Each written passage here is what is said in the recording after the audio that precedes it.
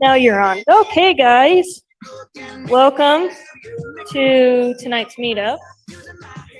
I'm glad you all made it despite this freak thunderstorm thing we have going on out there. It's one of the fun ones where it's not like a full thunderstorm, but you have these pockets where it gets slick and scary and you can't see. And then 50 feet later, it's sunny. So, you know, those are the best. So we want to, as we get started, first thing first, we want to thank MX for having this beautiful building and pizza. Thank you, MX, and Garrett specifically for remembering. He's here on his anniversary because his wife is working. So they can celebrate tomorrow. What other? Okay. So my announcements were thank you, MX. If you're interested to speak, if you're interested in speaking at this meetup, you can just find me. We're looking for speakers starting in August through the end of the year. So always looking for speakers. Any kinds of material is great. Obviously, we like anything that has ML in the title. Is there anybody here who'd like to share that they're hiring for anything in the data ML space?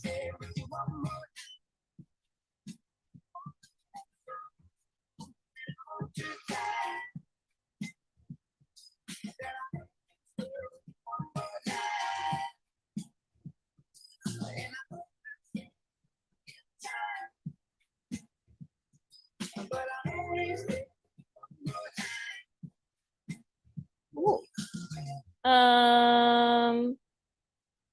We don't have any others. My last announcement is don't forget to join the Forge Slack. If you remember any jobs later, you can just put it in the jobs channel. There's also a machine learning channel. And my new favorite channel is the hardware channel because that's where I post about how hard it is to start a freaking Raspberry Pi and get a power supply for the Raspberry Pi and turn on the Raspberry Pi. That was I couldn't figure out how to turn it on. I did last night, guys. It works now. So, yeah, we're gonna have a Kubernetes cluster thing going on. So, yes, and hey, I'm gonna turn the time over to our speaker Ryan, who is our speaker. I just don't want the picture. Oh, I know. Cool. So with that, it's all you. You got your mic ready to go? You guys hear me? Yep. Oh, that works perfect. Awesome. Okay. That works. Okay. Oh, that is loud. Is it? That's really loud. Looks like about that. That's a little better. Yeah. Okay. Cool. A lot of you know who I am. I'm Ryan Rustin. This is not my first rodeo here in the whole. Yeah. Okay. I'll just talk at a normal level. Okay. So.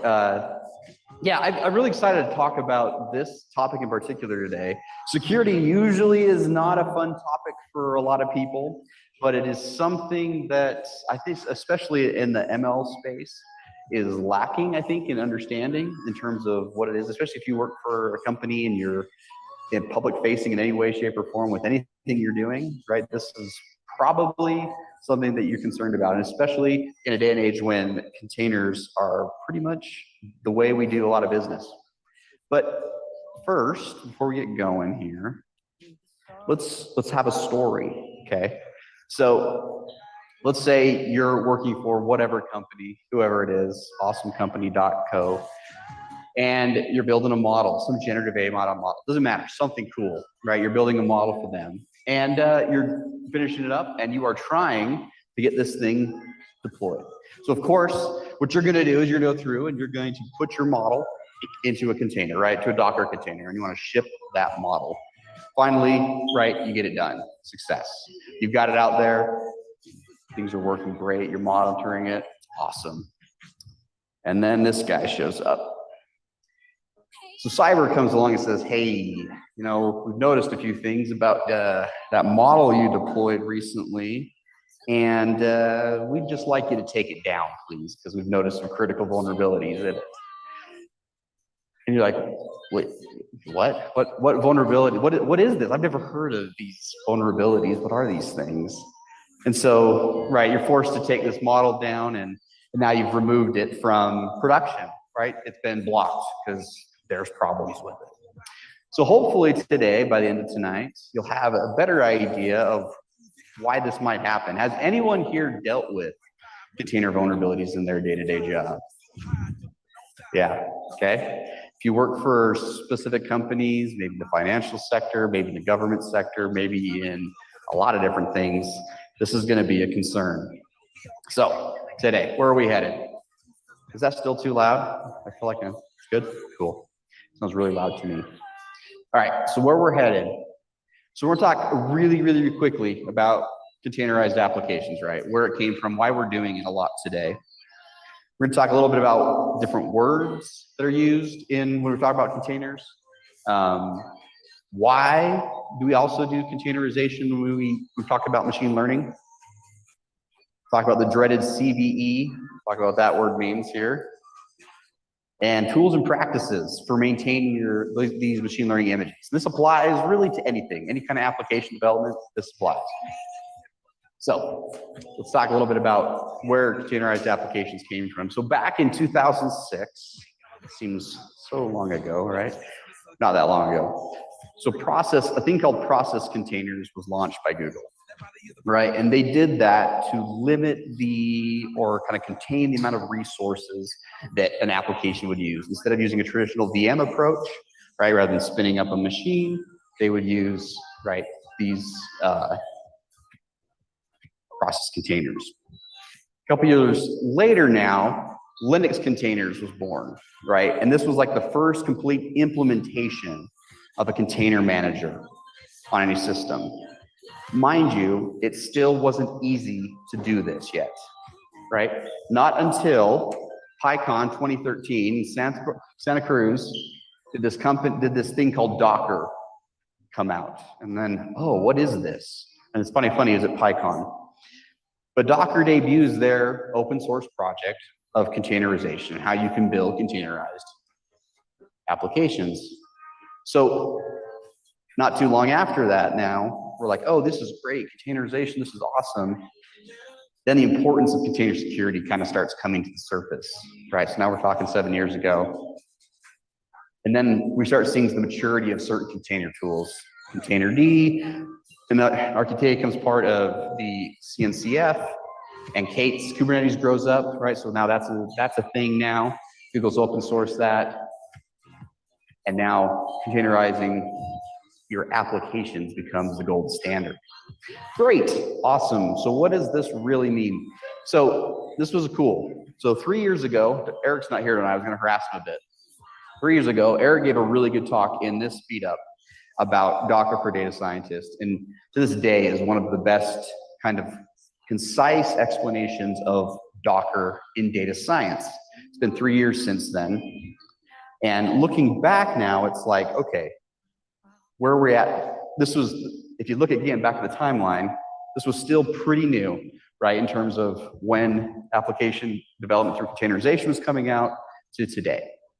So Docker images of containers. What are they? So let's talk about a little bit of the verbiage used.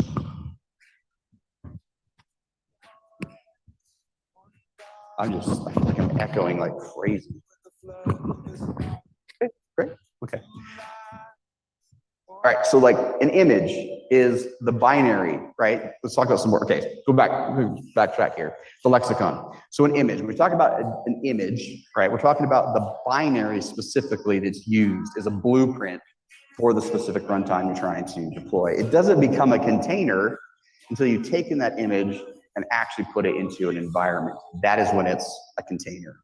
Sometimes you hear people mix those things up. And then talk about an orchestrator. So image container, great, but orchestrator now is the tool that allows you to do coordination, scheduling, and communication between deployed containers in some kind of environment.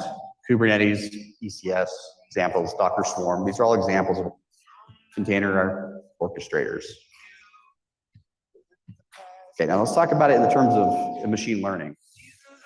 So you come across containerization, it's very prolific. It's from start to finish in terms of the machine learning development lifecycle, it's very much a part of all the steps, right? So starting with EDA, right? You got exploratory data analysis, you got your Jupyter notebooks there, for example. So here I've got like a little screenshot of, this is Kubeflow in this case, but the point is, you're using a container in this case, whether you're using Google Cloud, whether you're using AWS SageMaker, doesn't matter. You're using some kind of container to create an environment for you to work within. And in most cases, that environment for your EDA step, you don't care what it is. You just need it to work. You don't care how big it is. You don't really care about optimizing it. You just want it to work. Okay, now we start going into a model training part of things. All right, so now at this point, you may not care as much as well how big this container is. So for example, maybe you've got a container off of the NVIDIA container registry for a PyTorch GPU model because you're doing some training that way. So there it is, part of the model training part. I think we'll do the handheld.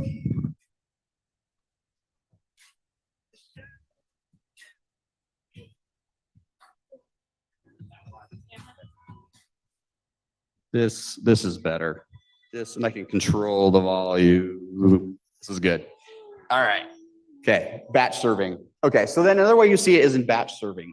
So again, we talk about batch serving, you're talking about running some kind of inference onto your model on the schedule, right? So we've got examples of that. It's easy to say, okay, I've got a scheduled job. I want to process this transaction data, whatever it is, on some cadence. I deploy a model into a container, and that runs on some cadence. Same thing applies for real-time serving or real-time inference, right? So you've got some endpoint, you've taken a model, you've deployed that endpoint to, say, on the cloud, and again, you've got a container that is acting when data comes in, that model runs on that data, spits back the response. So in every step of essentially the machine learning development lifecycle, and I'm not even including all of the infrastructure that usually goes around to house that as well, you're using containers. So I mean, if we just look popular machine learning containers, if I go to Docker Hub today, I can go and get Python image and get a PyTorch image, right? Get all kinds of ones, TensorFlow, get a SciPy notebook image from Jupyter, right? This is a nice public repository of all of these binaries for me to go and grab an environment that I want and run it. It's great until this. All right, so CVE. This is where we're at in our journey. So who's heard this term before today? Yeah, sure, you guys have, right? Common vulnerabilities and exposures, right? So it's a list of publicly disclosed computer security flaws, right? You know, this list is maintained publicly and it's out there for everyone to see whenever a vulnerability is found with an operating system, with a piece of software, and anything else in between that. All right, so that is what CVE is. So this is great. The problem is now when we think about containers, this is definitely how I once upon a time used to think about containers. I just think about my home rig. I've got some NVIDIA containers that I just store on my Linux box there, and I use them when I want to mess around with something, right? Maybe want to mess around with a model or not. Those images are there in a local repository on my disk. They always work because they're the same environment every time. Do I ever touch those after I've downloaded them from like the public repository? I've made my modifications. I don't touch them. There's a problem with that. It's pretty much just like I've bought a computer or put a computer or a server and they never update it. Probably fine for a while, but after a long time, it's going to be riddled with a lot of security holes because all the time, hackers, whatever, trying to get in and exploit software. So you actually have to scan these things.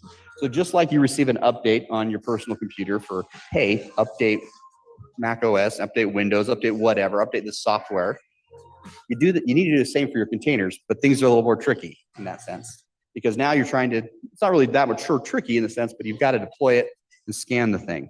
And there's tools to do that. We'll talk about several of them today. So Trivy, it's an open source tool owned by Aquasec that allows you to run container scans locally or wherever, part of a CI chain, whatever. AWS ECR. So this is probably fairly recent. I don't know exactly when AWS added this in there. I know it wasn't always the case. But if you push an image to AWS ECR, Elastic Container Registry, you can use that tool to also scan for vulnerabilities in your image. Although you speak, I think Container Registry is actually going out the door. If I'm not mistaken, I got an email from Google the other day, so I think it's just GCP Artifact Registry now for everything. So they've got ability to scan there. And then Docker Scout, that's a newer offering from Docker. It's coming, it's out there. And then another open source one called Gripe. All right, so these are tools. And we're going to specifically look at some of these today. So let's start. All right, so this is fun. So let's scan some stuff. I've got Trivy on this laptop here.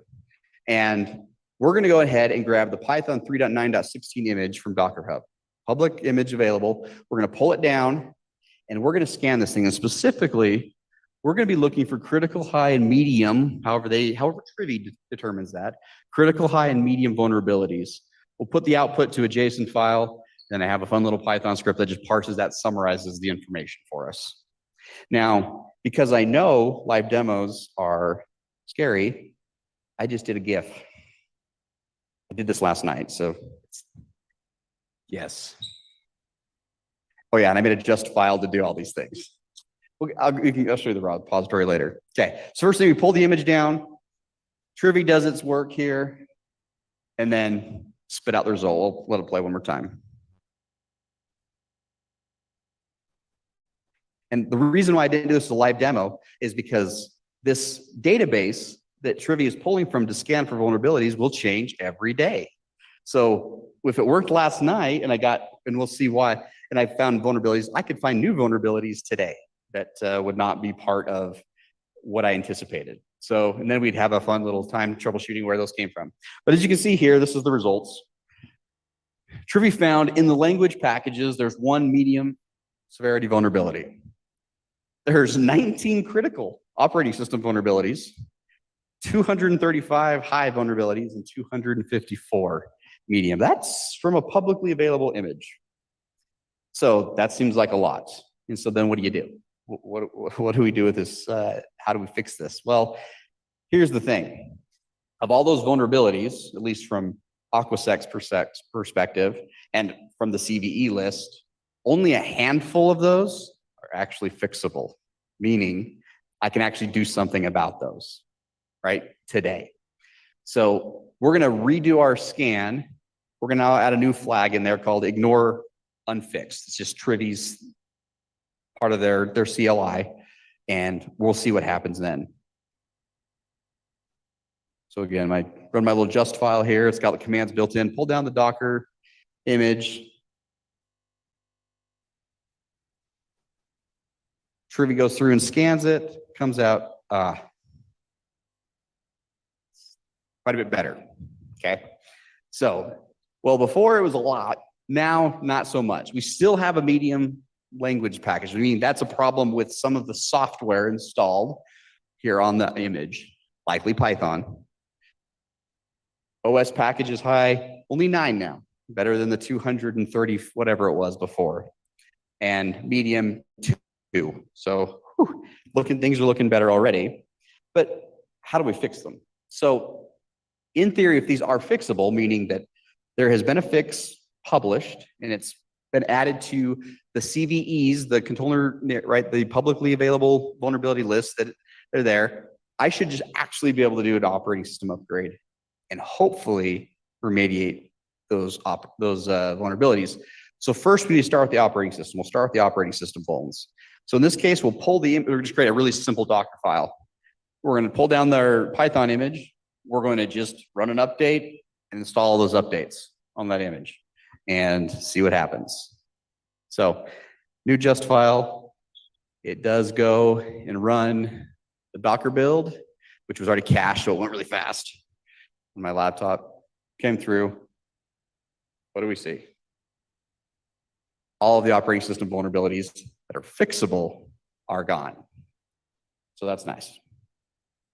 So now, what do we do about the Python ones? Well, so part of the Trivy tool, you can go in and look exactly at what the information is telling about your vulnerabilities. So in this case, if we go digging through the JSON file that it shoves out there, there's a part of that talks about the vulnerabilities, tells you the associated CVE, so CVE 2022-40897, specifically the issues with setup tools. Python, it's a Python issue. So it tells you where it's at in the image, and then it tells you you've currently got 58.1 installed, 65.5.1 is going to fix your problem, according to this CVE. So we try it out.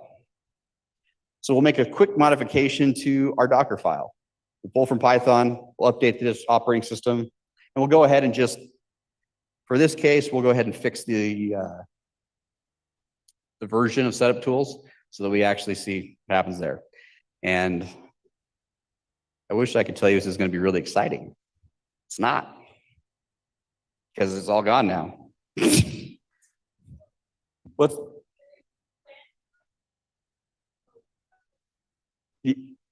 exactly, right? So this is so wonderful. Woohoo! We've got rid of all of these things. That's great, right? Maybe. So there's problems with these things, though. So let's go through that now. So it's great. We were able to solve with Trivy. We were able to find at least all of the vulnerabilities that were fixable by Trivy with simply updating the image we got from Docker Hub there. So we were able to do that update, and then we can use that image now for at least a day before new vulnerabilities are found. So look at this same image. I pushed this up to AWS ECR, did a scan on it. And so if you look at here, here's the image pushed up. There's a scan button to the far left there. What happened? So I do that. And these results don't look the same as what Trivy was pointing out, right? We've got a critical here, 14 high here, 39 medium, and blah, blah, blah. You can see these informational, undefined low. We're not going to worry about those. But there's the issue, right? We're just seeing different numbers. And if I go now to Docker Hub, and this is new as of, I think, gosh, I don't know when this came out, but you go onto UI, you can see the vulnerabilities. They're starting to scan now using Docker Scout, I believe. They're starting to scan their images that are pushed to their hub. You can see here, if you start looking at all of the issues or the vulnerabilities there, you'll notice there are no highs or criticals, only mediums and some lows. And you're like, wait a minute here. So what is the difference? Why is there so much difference in these results? So this kind of is getting to the heart of some of the issues with this approach here. So all scanners aren't created equally. This specific slide right here was actually taken from a really good talk at KubeCon this year in Germany. So these four individuals gave a talk about malicious compliance. It was pretty awesome. They actually went through and proved that they could trick these scanners without actually changing anything about the image and remove all the vulnerabilities. But the point is that I'm trying to make here is that you can see there's just a difference with all of these different scanning tools. Trivy's got this many, Gripe's got a lot more. It's finding a ton more binary issues. Docker Scan seems to find a lot more operating system issues, a lot less binary. Docker Scout's a different story. So you get this kind of this distribution of what is in fact a vulnerability, and it really depends on the flavor of scanner you are using. So great, Ryan, that's really not helpful, right? So what I've learned so far is There's vulnerabilities sometimes in my images. I can fix them, supposedly, at least some of them. And if I, depending on what scanner I use, I get different results. The answer is yeah, that's where the state of things are. So where do you go from here? Like, how do we actually implement? How do we actually use these results? How do I make this as part of a best practice for my company or my organization? So the biggest thing here is standardizing what scans and severity your company uses. So first and foremost, right, we saw that all the scanners aren't the same. So whatever you do as an organization, you just need to do the same thing. So team A, if you're worried about vulnerabilities, you don't want one team scanning using Trivi and another team over here using Docker Scout, right? That's an obvious thing, because at that point you're going to have different looks in terms of you're going to have different results, and so remediation is going to look a lot different for both of those teams. So standardizing on the scanners themselves, that's extremely important. Also, what is your risk tolerance, right? Depending on what you're building, maybe it doesn't even matter if you have what's defined as a medium vulnerability, based again on the scanner you're using. Also, when do your scans actually happen? And when I mean that, I'm meaning, like, does it happen as part of a nightly testing process? Does it happen as part of before you push something to an artifact registry? Is it, so at what point in your development life cycle you actually start looking and caring about these things? Is it before you build a model? Is it after you've built the model? Is it before you deployed it, right? So where in your machine learning development life cycle, when does it happen? Okay. So again, one thing I would definitely, would advocate for is scanning, make this automatic. Put this as part of your CI pipeline. So for example, this is an example of a Trivi GitHub action. So Trivi has a GitHub action that you can essentially take and use as a template to add to your CI pipeline and GitHub actions, right? So as you're moving your software through, as you're deploying something, you can include it in here, right? And there's a myriad of other ways you can do this. And then the question is what do we do with that information? So if we scan an image, do we still let it go to the registry? Do we let it get deployed? Do we stop it?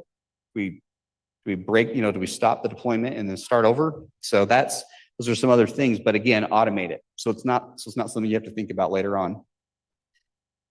And then just going over some network security principles, right? So this kind of goes to who has access, who can get to my image at the end of the day.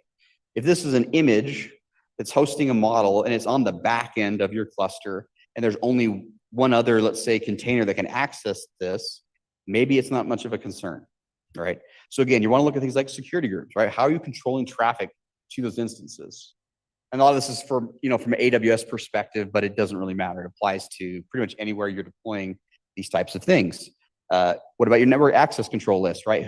Where's the inbound and outbound traffic control, the subnet level happening? You can manage access through IAM, right? So IAM roles or any kind of like role-based security, you can do that. You definitely be logging and monitoring all the types of traffic. So again, you're knowing who and where is coming from. So again, you know who has access to these containers and what types of issues they can, what can they get to. And then, network analyzer tools are great too as well to again see who or what resources have access in your VPC. And then of course, just a firewall type situation, right? What are the rules that allow network traffic to go in and out? So again, this is all about just building a fence as best you can around wherever you're deploying your images, your machine learning models in this case, right? And then a really big one that I don't think people realize is don't give your containers root access. So every time you build a container from a Docker file or you pull it down, in a lot of cases, those containers have root access, right? Or they can be set up that way, just have root. Change that. As part of your build, change your root user, install what you need inside of that image, and then create another user, the app user, we'll call it, right? Create that person, whoever that is, or just the default user, give them the root user should have given them the right privileges of what they can access and set that as the user that the container uses. So do not run as root essentially in your containers. It's really easy to do that type of thing. And then again, of course, the hardest thing is the remediation process itself. So you can do a lot of these other things, but ideally there should be some practice, some process into actually fixing the garbage that comes out of these things at times. So it's by far it's the toughest, but it's the most important to do. And because like we saw, some vulnerabilities are remedied simply by an operating system update, nothing more. You can just update the operating system in there, and you're usually not going to affect how their software runs. Usually, there's a problem, but you can definitely see where there's issues where that could be an issue, especially if you're dealing with highly complex containers that maybe deal with like GPU devices. That could be a problem. But other types of vulnerabilities require like upgrading packages. For a long time, if you're a Java developer, this log4j vulnerability to this day still is causing a lot of issues. And it was an extremely critical vulnerability that has plagued a lot of companies in general.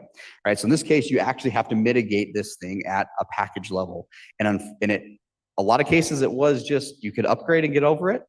But depending on, let's say you're running Spark or you're running some other Java-based tool, that is harder said. That's easier said than done to just upgrade your logging package. Because when you're thinking about machine learning, again, the beauty of containers is it runs the same every time because nothing has changed. But if I change something, I can't guarantee it's going to run the same way again. So again, it can break your environment. Kind of the joke back to malicious compliance. Again, you can trick scanners and you can change absolutely nothing about your image and still come out clean with your scans, but that's obviously not great for your company or your career, I'd say. Sure is fun to do it. So, kind of in summary. So you want to scan, the big thing is you want to standardize what scans your organization requires and the risk tolerance around those. You want to set up your continuous integration pipelines to scan image builds for vulns. This is the big one. I think this is extremely important. If you're doing anything when deploying images, you should have this as part of your CI process. Just practice network security, right? Probably one of the harder ones. I never considered myself a network person. It's always boggling to me. But again, it's important to understand at least what you can do to kind of build that fence around whatever you deploy. Again, just ask the question, who can get to my container when it's out there? Don't run as root. And then again, like, what is your remediation process? What does that look like? How much time do you allow people to actually solve problems, et cetera, et cetera? So that's it. This is what I kind of want to talk about today, is more or less an awareness thing, because even though it applies in application development, it definitely applies as well in the machine learning world. If you're putting anything into a container, this is something, and you're putting it out there for people to use, this is something you need to be considering. So that's it. Any questions? If not, yes.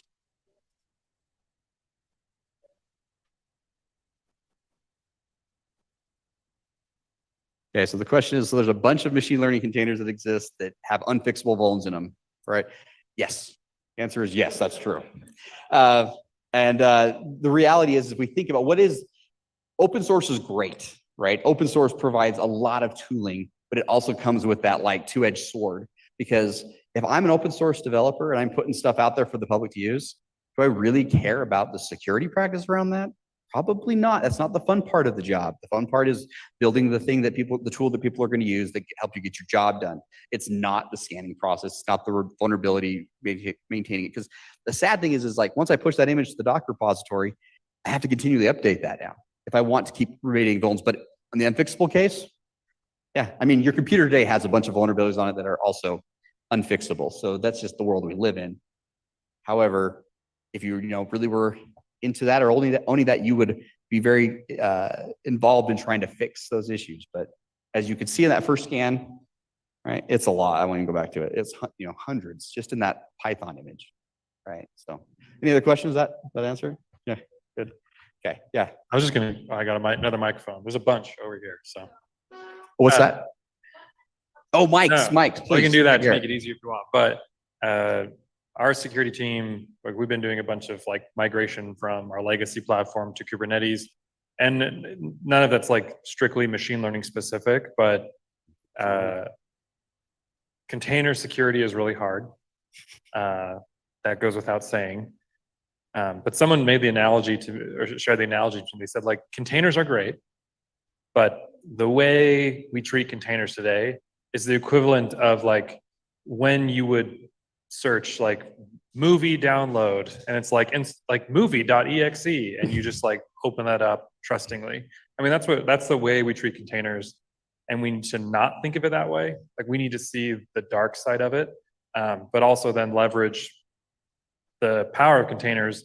Just be more, I don't know, smart, more intelligent about it. I know like some companies will have for ML and for like runtimes, or like their Go container or the Ruby or Python containers, they will have like a blessed runtime container, and you have to always use that base, and they guarantee to keep it updated and vulnerability free.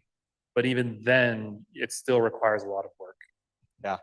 I mean, Gary hit the nail on the head there. That is absolutely true. Like there is, as a company, as an organization, it's really important to kind of standardize that process of what's our blessed container, right? What's our base image that we build things off of, so that it, at least from that perspective, is maintained or kept clean. So Dan, you had a question about that?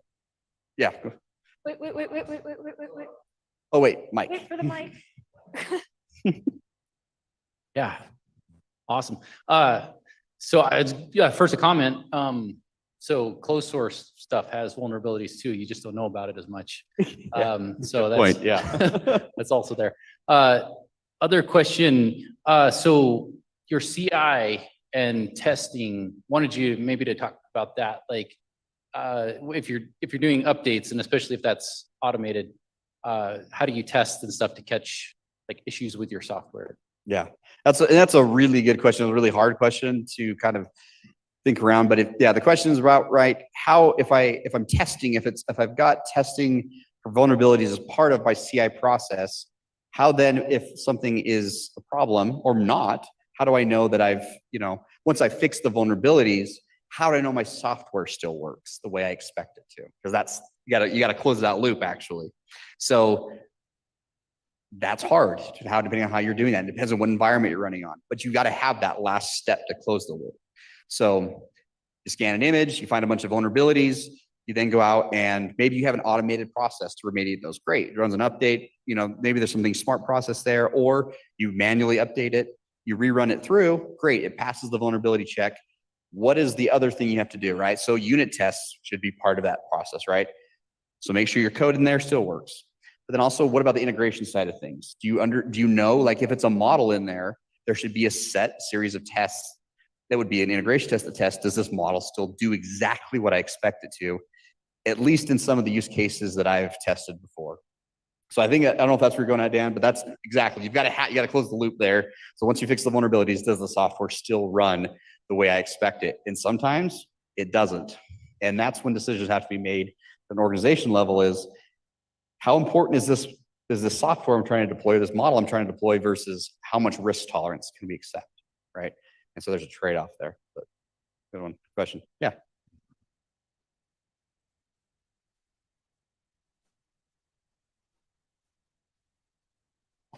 Is one of the risks someone getting in there and poisoning the data that you use to train your models, or is that outside the purview of what you're talking about?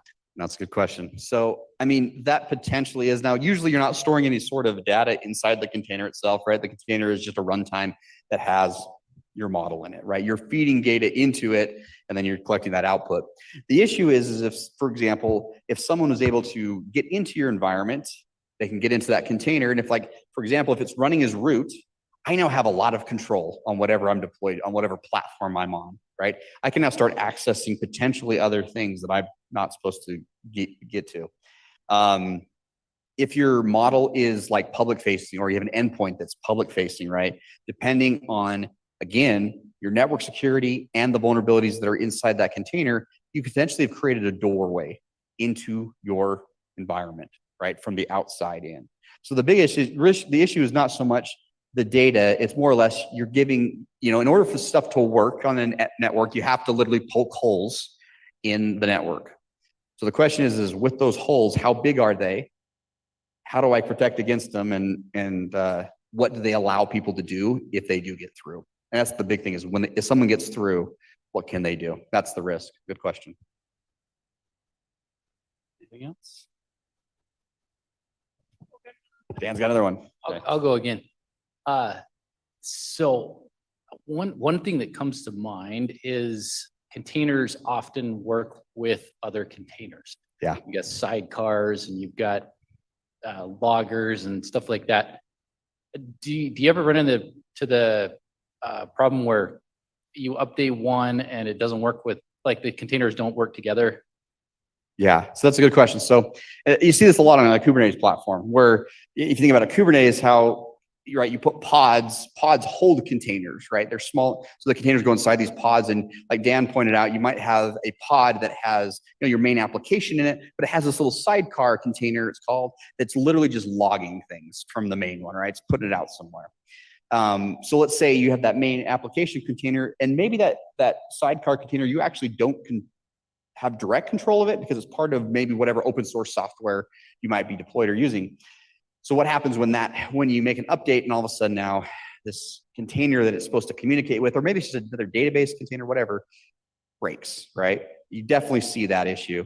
So that's part, I think, go back to the testing part from an integration perspective. So when your container gets built and when it gets deployed, not only do you need to ensure that the software inside of it runs, but then of course on the integration side, you got to put it back into a simulated environment and make sure it actually runs as well.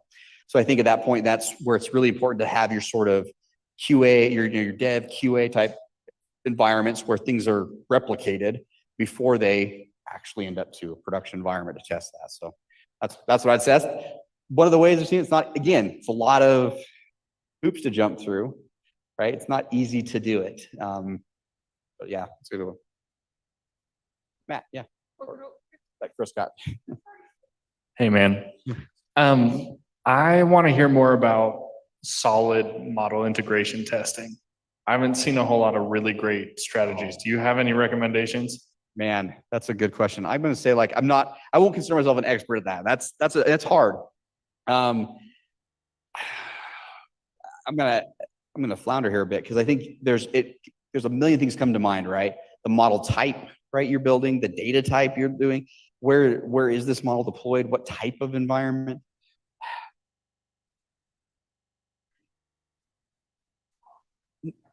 Exactly. You're trying to avoid that, right? You're not going to put your training set in the pod. That's crazy, right? I would say that, again, it comes back to this. The best you can do is the standardization part of, okay, so you've trained this model on some data, right? And you supposedly did some validation on that model, right, before you put it out there. So standardizing that validation data potentially is something that could also be part of your testing, right? So I've got this, my validation data now lives as part of my integration test before deployment. And so when I go through, scan my container, before I deploy my model, as part of that integration test, I actually use that data and go back to and validate it against what I saw before. And again, it's not perfect, right? Because there's going to be variations, but you're going to have at least more confidence that the model's still behaving in a way that when you trained it, at least, right? And again, how you do all of that process depends on where you're running, right? Especially in the cloud, I think it makes it a little bit easier because of where you can store that data. But I definitely think that when you're developing your model, if you have the end state in mind, like, okay, I'm going to actually take this to production. Well, what does that mean? That means more than just the environment I deploy it to. It means all of this lineage, all this data lineage and everything, model lineage, everything that deals with it, that's part of this whole artifact that gets sent out. And that is also what becomes sort of my, what's the word I want to use? Just kind of like it's the standard of which you're going to measure it against before as updates are made, especially if your model's not changing, it's just a software change, then that's a little bit easier. The model changes, well, in that case, that's a new artifact, right? And that just needs to be carried forward. Easier said than done, but in my mind, that's the ideal model. I don't have a shortcut. I wish. Yeah, that's probably a really good idea for a piece of software, actually. So, Matt, yeah. Yeah, so you brought up a ton of different scanners. Do you have a preference, or what's your favorite? Which one's the fastest? I like your question. Honestly, I don't have a preference. I think Trivi's nice because I do think Aquasec has got a pretty good reputation in terms of like a security company. So Trivy is a really, if I'm doing something personally, I would actually use Trivy. But I'm not going to say, again, they're different, right? And I didn't emphasize that well enough. When you're going about standardizing what it is or what scanner you're going to use in your organization, it is important at that point when you're evaluating, you understand how those scanners work. It was beyond the scope of this talk, talking about how each one of these scanners do their job, but they do it a little bit differently. They might be looking for just specific files. That's how you can trick these things. Once you learn how they work, you can then start removing the things they're looking for in your container, and all of a sudden everything's clean. Because sometimes they're just literally looking for some like software bill of materials inside there. They're looking for some version file. They're just in some directory. And if it's not there, like, oh, hey, fine, good, right? No, it's not the case. So you need to understand how these things work and standardize that and understand exactly what you're getting when you pick one. Because usually once you pick something, you're going to stick with it for at least a bit before you kind of implement something else. That's good. Yeah, no favor. I think Trivy worked well. What I didn't explain that I was doing there, the hard thing about Trivy, this is kind of an issue with it, is with a Docker local runtime environment, you actually cannot scan a local image in a local registry.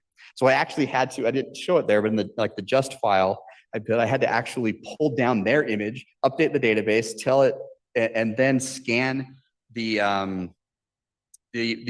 my Python container inside like a Docker run environment. So I had to actually have two containers running and scan them. So it's kind of it's weird, but yeah, that's just a limitation that it has, right? But and that's how you would do it in a CI pipeline. You do that way rather than have it running on locally on your laptop, whatever. But yeah.